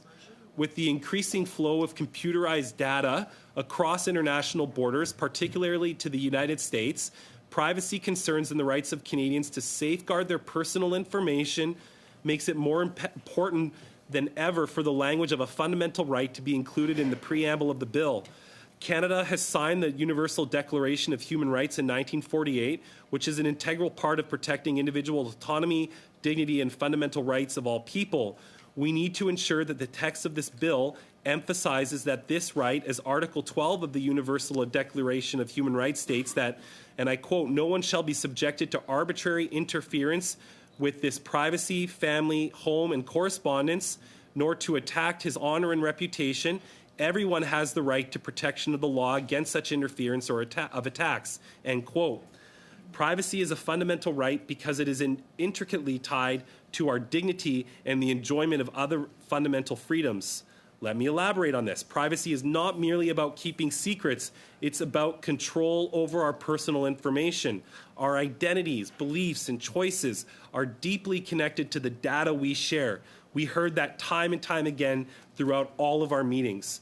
Respecting privacy rights ensures that individuals maintain their dignity and autonomy. We think about some of the conversations we had during the meetings about what this will do to protect young people that might make a really bad decision when they're young and online. We need to make sure that this law gets it right so that children have a right to have those bad decisions forgotten online, so something's not following them throughout their entire careers and personal life. Essentially, it allows us to define who we are without undue interference, either intentionally or unintentionally. In cases of conflict between private interests, such as convenience, business, or security, as outlined in the bill, and public interest, privacy should always prevail. This balance acknowledges that while innovation and security are essential, they must not come at the expense of individual privacy rights. Privacy isn't an obstacle to progress, it is the catalyst that all of us have spoken so clearly on through this whole process. When people trust that their data is protected, they are more likely to engage in positive digital activities or even use new technologies in a way that might help our economy, for example. Canada's innovation and competitiveness therefore rely on this amendment to provide a robust framework that encourages responsible data use. Privacy will accelerate trust. When citizens feel their privacy is respected, they trust their institutions more. As digital citizens, we want to participate fully in society and the economy without compromising our fundamental privacy rights. In summary, privacy as a fundamental right is crucial for our digital age, which is why the preamble of the bill must highlight this right. It ensures that we can benefit from technological advances while safeguarding our personal information and giving the tools to the courts to make future decisions. Secondly, I want to emphasize the importance in including the second half of the amendment, which states that the processing of personal data should respect minors' privacy and their best interests. This line is vital at the beginning of the bill as it sets a precedent and standard that should be followed throughout. This is especially important as the bill proposes multiple clauses that are subject to a lot of regulation by the Department of Industry. By specifically indicating the precious needs of minors' data and taking a nuanced approach which puts children first, we are putting protections that will hold future regulators and commissioners accountable to this fundamental concern that we have all outlined during our meetings. More specifically, the concept of best interest of the child is in fact an international standard. It was first established in 1989, serving as the primary United Nations Human Rights Treaty, which focused on safeguarding children's rights. In Article 3, it states, in all actions concerning children, whether undertaken by public or private social welfare institutions, courts of law, administrative authorities, or legislative bodies, the best interests of this child should be a primary consideration. This declaration underscores the universal recognition of the importance of prioritizing children's well-being and interests in all decision-making processes. Particularly, number one, the best interest of the child will be a primary consideration in all actions affecting children. That there will be no discriminations on the grounds of race, color, sex, language, religion, political or other opinions, national, ethnic, or social origin, property, disability, birth, or other status. And three, states or parties that have signed this recognize that every child has the inherent right to life and will ensure the maximum extent possible to survival and development of the child. And four, children will be assured the right to express their views freely in all matters affecting them, their views being given due weight in accordance with the child's age and level of maturity of age. Incorporating the best interests of the child into this legislative framework is not merely a legal obligation, but a moral imperative for all of us. It reflects our commitment to nurturing environments where children can thrive, free from exploitation and harm where possible, particularly in the digital realm that we discussed at length. The digital landscape presents so many unique challenges and risks for our kids. We can get this done. With this robust safeguard, we can protect our kids. Therefore, embedding provisions that explicitly protect minors' privacy and prioritize their best interests within the legislative framework is essential. Thank you so much. Thank you very much, Mr. Viss, for moving CPC 1. I have Mr. What a joke. I said that was just moving it. No, please, colleagues, please. I have Mr. Perkins that I recognize, and then Mr. Turnbull. Order, Mr. Chair. Mr. Masick. I point out that this has not been the case of this committee. There's been 3 interventions from this member that are quite questionable in terms of parliamentary respect, and I would hope that would end. That's something significant for this committee, because we can't have our differences, and I fought my differences with my colleague here at the beginning of this committee in an open and accountable way that's actually recorded, versus this type of stuff that's taking place off the microphone is clearly unacceptable. Thank you, Mr. Chair? Yes, Ms. O'Connell. Mr. Chair, I apologize. I was laughing with my colleague, Mr. Turnbull, and Mr. Viss did not hear correctly what we were talking about, so if that has caused any disruption, I apologize. But to make some sort of statement that is incorrect is just not right. And Mr. Massey, his comments are fine, but I am allowed to talk to my colleagues at this committee. I can quote back what you said earlier that we're off the record, if you like. If we do, good reading, mansplaining, other things that you've stated across the aisle directly to the member there. Colleagues, usually at this committee we work very collegially and in respect, and I've heard from all sides throughout this meeting comments I don't wish to hear again. So please, if you have anything to say, you seek my attention. I'll give you the floor, and you say it on the record. Otherwise, we let other members speak and we listen respectfully. Thank you very much, Mr. Perkins. Thank you, Mr. Chair. To the witnesses, in the last Parliament, there was a previous version of this bill which did not recognize privacy as a fundamental right, and there was a lot of kickback, I think, then. I was not in the last Parliament. But, and then the bill got introduced in June 2022, again, as we know, with not a lot of consultation beforehand. Is there a reason why legally the department's chosen not to put a fundamental right in the preamble of this legislation, since there have been 2 attempts at it and it still hasn't done that? Mr. Chair, I appreciate the question. I think the views of the minister have stated, I think, the openness to seeing a fundamental right to privacy in the bill. And I think the views of the minister are, I think, reflected in both amendments, and I can't speak for the government. I can only speak from the department's perspective that we've reflected the wish to have fundamental right to privacy understood in this bill.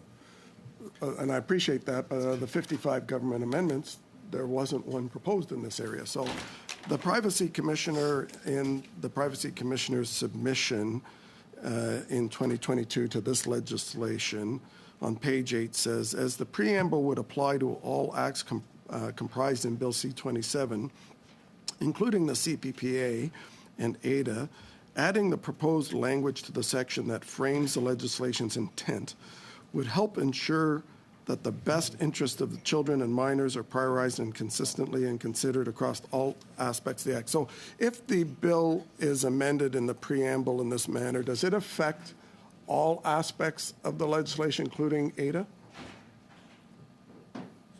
Sorry. So the Privacy Commissioner seems to be asserting here that if you amend the preamble in this manner, that it impacts all aspects. There's basically three pieces to this bill, that the preamble affects all three aspects, but in particular the first and the third. Would that be correct?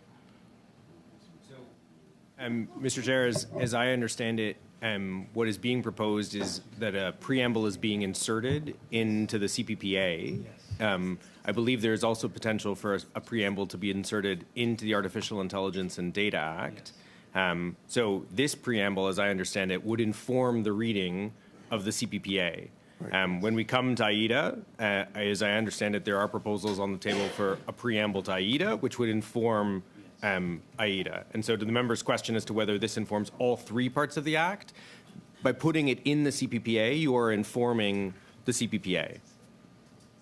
Just the CPPA part, Correct. not the artificial intelligence part. Okay. So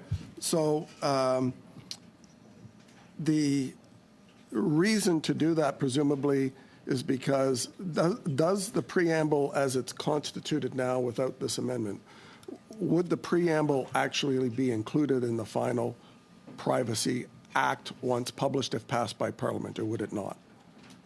In its current format, no. No, it wouldn't. So then, from the perspective of the department, what's the purpose of the preamble if once the bill's passed, it has absolutely no purpose or inclusion in the actual Privacy Act? Mr. Chair, courts have often looked to the context in which the overall piece of legislation was introduced and understood. And so while not being party to the bill in its further carriage as a statute, the preamble offers interpretive value to the courts as to the thinking of Parliament and informs the consideration of its ongoing implementation. So the impact of this would be putting this into the Act would only affect CPPA, and would that add more certainty, or would it cause a problem with anything else in the CPPA if you put it in? Because there's a reason why the government doesn't have it in. So it certainly carries with the bill, so it becomes a part of the piece of legislation, which means that the legislation reads with it basically on an ongoing basis. I think inserting the preamble into the bill itself is a very direct mechanism by which to inform its ongoing interpretation, as opposed to a potential for a court to look back on the interpretive record. So to answer your question, it is a more direct way of ensuring that it continues to be understood in that manner. Will the government have any objection to that? I can't speak for the government. I can simply suggest that I think the preamble as an interpretive tool can be important. And I think one thing that we do think about from a technical perspective is that it stays consistent with the overall bill. And so it should ideally speak only to the CPPA portions of the Act, so as to ensure that the preamble is informing the Act in which it's included in, as in it shouldn't speak to other acts or other bills, because that can cause confusion. And so you might hear some thoughts on that. So would it appear to be, if this goes in, but say Section 5, the purpose section doesn't change, does that provide clarification or contradiction?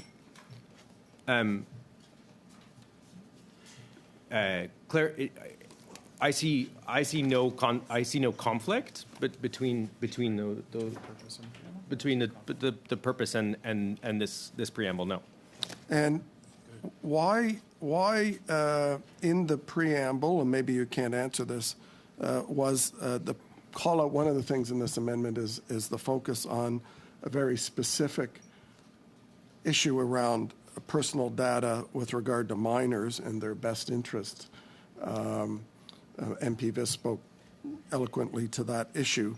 Why was that not seen to be a priority? Because in the minister's opening speech in second reading in the House and in my conversations with him, he said the primary purpose of this whole bill was really about protecting children's rights. But it seemed like when we go through it that there's actually very little reference at all. There's just a reference to minors once in the definition section. So why was it that the government, if it felt that what this bill was doing was protecting children's rights to a greater extent than the existing law, why wasn't that more robustly put in either the bill, in the preamble, in the purpose section, and various other parts of the bill?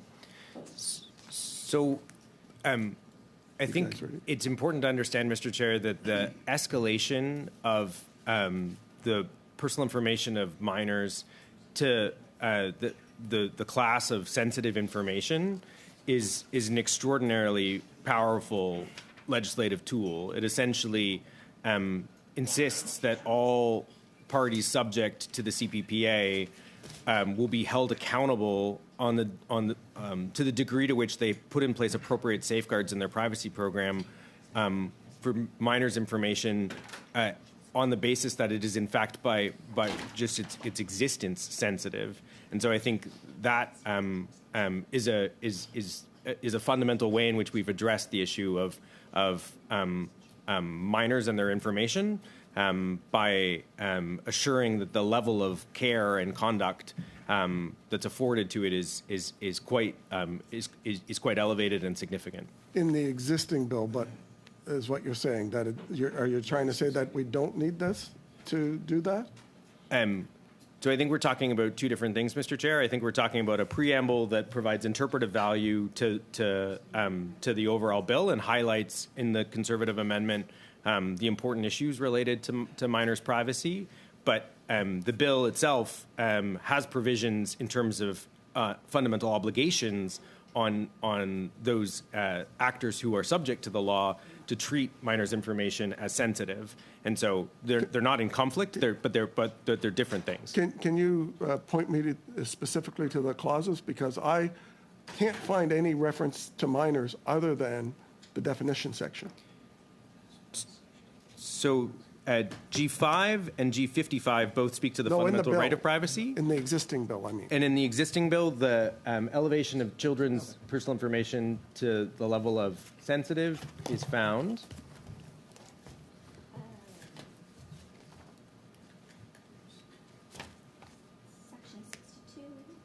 Section 62. Page. 2 seconds. What page is that?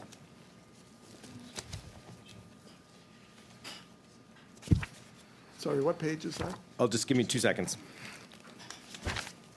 30, page 30. 62.2, sub E.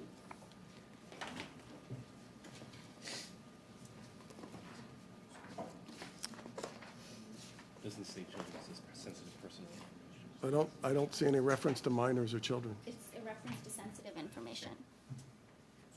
regardless of age. So it's not specifically But called out for including minors. minors. To be treated in an even different way. It's treated the same as adults. Sensitive information of sensitive information of all adults and all informations about minors. So it's not going to be treated exactly the same way as adults, because only sensitive information of adults will be treated as sensitive. And for children, minors, it's all of their information is considered sensitive and treated in that way. This motion. No, not if the amendment passes. I'm talking about the existing bill. So in the existing bill, where does it state that minors is treated differently? We're,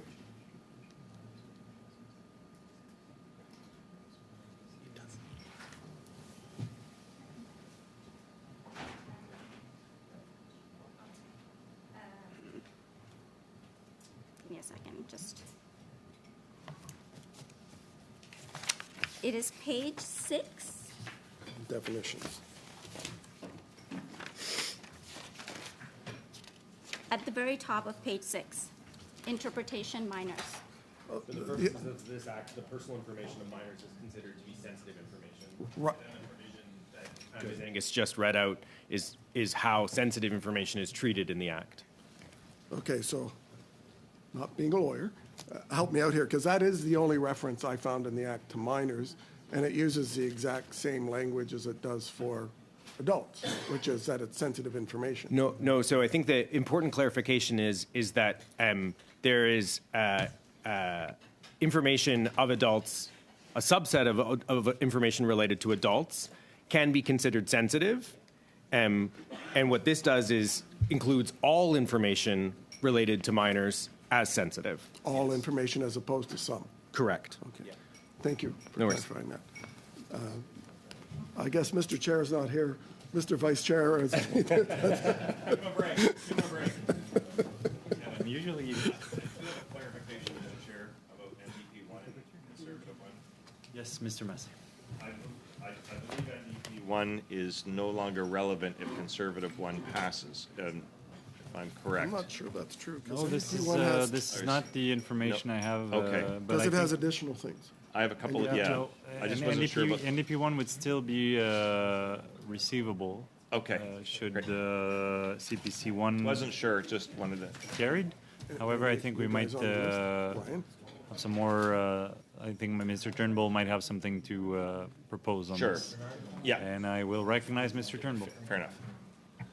Thank you, Chair. Okay, so great to talk about this. I think first thing I'll start with, I think, is that there's some support for this in principle.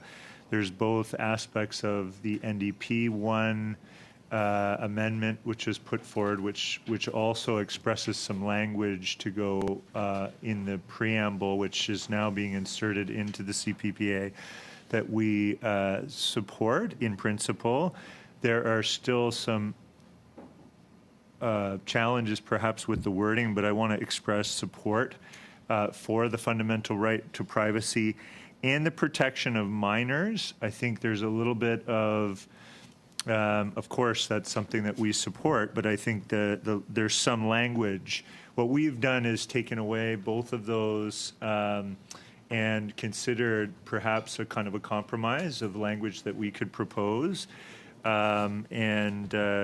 Obviously subject to the committee's debate and vote, but I wanted to maybe just start with a couple of clarifications. So I know Mr. Massey had brought up a point that I was going to clarify too, that CPC 1 is a standalone amendment, and I'm looking to the legislative clerk perhaps to just clarify. My understanding is that NDP 1 and CPC 1 are separate, can be voted on separately, and they do not impact one another. Is that correct? Oui. Okay, and then the other thing I wanted to, and similar to Mr. Perkins' line of questioning, but I might take a slightly different angle, Mr. Shan, perhaps you could clarify whether the coexistence of a preamble in the bill and the preamble in the CPPA could cause conflicts in terms of interpretation, and whether there's any specific concerns that you could raise for us that might come into effect if CPC 1, as stated here or as proposed, were to pass. Thank you, Mr. Chair, for the question. I think to build on an earlier point I was making is that because this is being inserted into the CPPA as to inform the interpretation of the CPPA, our one area of concern is that it does actually then reference content related to the Artificial Intelligence and Data Act, particularly that it speaks to a particular aspect of technology above others that we think potentially may cause interpretive challenges. So in the CPC 1 amendment, it states, whereas Parliament recognizes that artificial intelligence systems and other emerging technologies should uphold Canadian norms and values in line with the principles of international human rights law, I think our thought is that that clause may actually suggest that the preamble is straying into territory to inform artificial intelligence regulation as opposed to privacy regulation. So I know the Conservatives are trying to tell me something here, but I believe it's the reference in what is being proposed that includes reference specifically to artificial intelligence systems that embedding that into the language of the preamble of the CPPA makes it less technology agnostic in terms of language. Is that what you're saying, Mr. Shan? Yes, as a principles-based statute and a technology-neutral statute, the CPPA aims to inform privacy practices for all corporate activities, and so by including specific reference to artificial intelligence systems in the CPPA, we think there might cause interpretive challenge. Thank you. With regard to minors, going back to something that was clarified earlier, and I know the Conservatives were bringing up the definition of sensitive information or classifying all personal information of minors as sensitive. Perhaps we can clarify the approach that we've taken in the bill in terms of the drafting of it with regards to minors, because I know that that's something I feel very committed to. I have a young daughter. I'm very concerned at her information being shared online. Want to make sure that children are protected, and I think a part of this inserts the concept of best interests of the child. And I think there are ways that we've dealt with that throughout the bill and or have proposed amendments on that I want to make sure that don't get confused in terms of what I might propose here in terms of a language around a sub-amendment to this particular wording. So I just want to clarify protection of minors. Mr. Shan, can you maybe outline our approach to that? And specifically, I'm looking for, information on how we're specifically making that a priority in this bill. Absolutely. So, through the amendments that are being offered, as well as by the bill text itself, as I noted, the most fundamental shift is by declaring that minors' information is sensitive and needs to be treated as such, and that's an elevated bar for the purposes of a privacy management program, and would engender a very significant level of scrutiny on the part of the privacy commissioner as to ensuring that the safeguards in place were there. We in a number of spaces speak to, through the amendments, the notion of ensuring that minors have the capacity to have their information thought of as sensitive, have their parent or guardian potentially act on their behalf in doing so, but also to have a capacity understanding that would be in place so as if a minor has capacity to do so, they would be able to act on their own behalf. And so this potentially as a necessity to be implemented by folks. The best interest of the child is obviously very good declaration language. In terms of precise obligations as it relates to it, I think we've suggested that it's important to get at the construct of being able to act on behalf of a minor, and then also to have the capacity of the minor understood in cases where that capacity would be able to act on their own. So if I'm to clarify the approach, it's not that the government position that we don't disagree with wanting to protect the best interests of the child, and that's exactly what we want to do. So the intention there is pure, and I think the right one to have. But the mechanism with which to do so within the language of the bill, it seems to me that there may be some challenges, with embedding the best interest as wording in the preamble of the bill, which may cause some challenges later on, because of course we have to debate the substance of the bill later, and if we decide one way or another whether to go with best interest or the capability test, which I think is what we've proposed or what we intend to propose at that point, because it hasn't happened yet. But can you just outline for me why there's challenges around best interest in terms of embedding it in the language of the bill? And I'm not just talking about the preamble, because I'm taking it, that there's an implication here. If we embed it in the preamble and then later on that term is not used in the bill itself, I think that creates interpretive problems. I think where possible, we seek to have the consistency of language both in the obligation and in the ambition. And the preamble obviously sets the ambition of the bill, and then the obligations of the bill will follow. I think, as per your previous point, I think there is an intention on the part of the government through their amendments to very much get at the issue of minors' rights to privacy. But the best interest of the child as a legal obligation, when we get to the obligation section, is a subjective construct that potentially introduces quite a bit of ambiguity to the part of the commercial actor who needs to make the determination on that, and may actually engender quite a bit more collection of personal information to be able to understand and interpret what is the best interest of the child. Well, and I guess to some degree, and Mr. Viss said this in his opening remarks introducing this, putting children first and maintaining their dignity and autonomy, which is language that I largely agree with, which I think is part of why perhaps we want to also ensure that those who have the capability of making that determination over how they exercise their rights over their personal information, which will come up later, that I think is the intention behind some of the language that we intend to include or would like to see included in the bill. Is that right, Mr. Shen?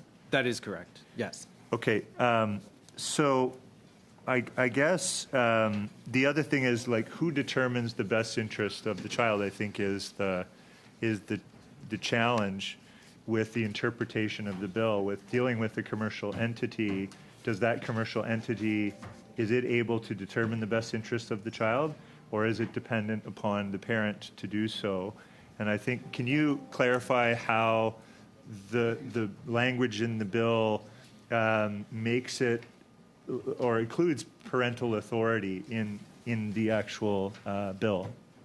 So in the amendments that and in the text of the bill, the construct that the government has put in place is both to treat children's information or minors' information as sensitive, authorize parents and guardians to be able to act on behalf of those interests, but then also to include the prospect that where the capacity of the minor is understood to have sufficient capacity, that they would be able to make determinations in their own right. And so introducing a new construct, the best interests of the child, which will then need to be implemented by commercial actors as to what they would need to actually do with the information and how to treat it, are the amendment proposals that follow essentially get at the fact that it's either the parent or the minor where it has capacity, as opposed to a construct that may actually be open to some interpretation. So the challenge is how do you implement and determine the best interests of the child? And I think what you've stated is that you may have a lot of additional, like a company would have to collect a lot of additional personal information in order to be able to determine that? I think in many instances, I think it would not necessarily be obvious from the personal information that's in the possession of the commercial actor to know whether or not its continued usage would or would not be in the best interest of the child. So would you be, in a sense, unintentionally almost defeating what the intention of including that best interest language is by including it in the bill?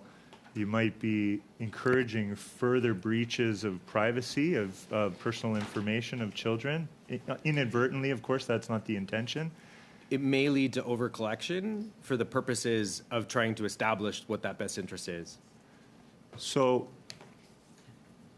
okay, so I think, I mean, what I'm trying to tease out here and understand is, you know, can we convey the desire in the preamble, the spirit of the conservative language here, without including the concept of best interest, only insofar as we want to clarify the intentions of protecting minors. And I think that's the intention behind the sub-amendment that I now intend to move. So, which you have. So Just a moment. Would you like me to Mr. read that? Turnbull, I think I have a point of order from. And then also understanding kind of where we're at, that's all. Yeah, appreciate that, Mr. Massey. Mr. Turnbull, we did start at 11:03. We've reached the end of our time for this meeting. What I would suggest is perhaps when we come back, you move the amendment that you're prepared to move. You do it as the first item of business. Mr. Massey, you. Sorry, that's the one from Mr. Gear? Yeah, that's Yeah, okay, MP Gahir's amendment that Okay, you've received, and Yes, it'll give thank you you. time to take a look at it before the next meeting. Are you okay with that, Mr. Turnbull? Absolutely fine, yeah. All right, thank you, colleagues. Meeting is adjourned.